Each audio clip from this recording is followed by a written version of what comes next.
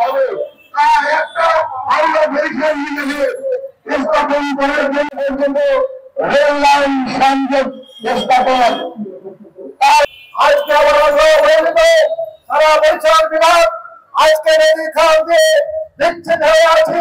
আমরা ঢাকা আসতে গেলে আমাদের এখানে আমাদের স্বপ্নের ট্রেন যেগুলো আমাদের জন্য স্বপ্ন, আমরা ট্রেনে না করলে আমাদেরকে বলা হয় কোথায় ট্রেন নেই, আমাদের বলতে হয় বরিশাল বিভাগে কোনো ট্রেনের যোগাযোগ নেই। তাই আমরা বলবো অনবিলম্বে বরিশালে ভাঙ্গা থেকে কুয়াকাটা পর্যন্ত ট্রেন লাইন স্থাপন করে আমাদের মানুষের এই স্বপ্নকে পূরণ করার জন্য আমরা কঠিনভাবে আহ্বান করছি। আমরা প্রয়োজন হলে আন্দোলন করবো, সংগ্রাম করবো।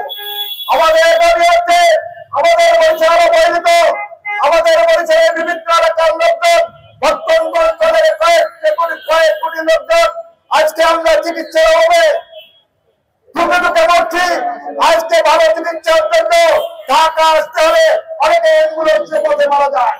তাই সেই অভাবকে পূরণ করার জন্য আমরা শুনতে পেয়েছি, আমরা জানতে পেরেছি কি আমাদের জন্য চিকিৎসা ব্যবস্থা জন্য 3টি হাসপাতাল নির্বাচন চলতে যাচ্ছে। অবশ্যই অবশ্যই একটি আধুনিক হাসপাতাল দিনের সাহায্যে বরিশাল বিভাগে স্থাপন করার জন্য আমি এই খাদ্য শেষে যদি আমরা একটা ভালো রাস্তার মাধ্যমে রেল লাইনের মাধ্যমে স্বল্প খরচে রাজধানী সহ ঢাকার উত্তরাঞ্চলে যদি বাংলাদেশ অঞ্চলে সহ অন্যান্য জায়গায় আমরা যেতে পারি, সেটা দেশের জন্য ভালো উন্নতি হবে, আমাদের জীবনযাত্রার মান উন্নত হবে। এজন্য আমরা চাই এখানে 6 লেনের রাস্তা সহ রেল লাইন যেন অতি শীঘ্রই কাজটা শুরু করতে পারি। সাথে সাথে আমরা জানতে পেরেছি বাংলাদেশের 3টি বিশ্বমানের হসপিটাল হবে চীনের সহায়তায়। আমাদের আপনারা জানেন যে বরিশালে অনেক খাল বিল আছে, আমাদের যাতায়াত ব্যবস্থা খুবই খারাপ।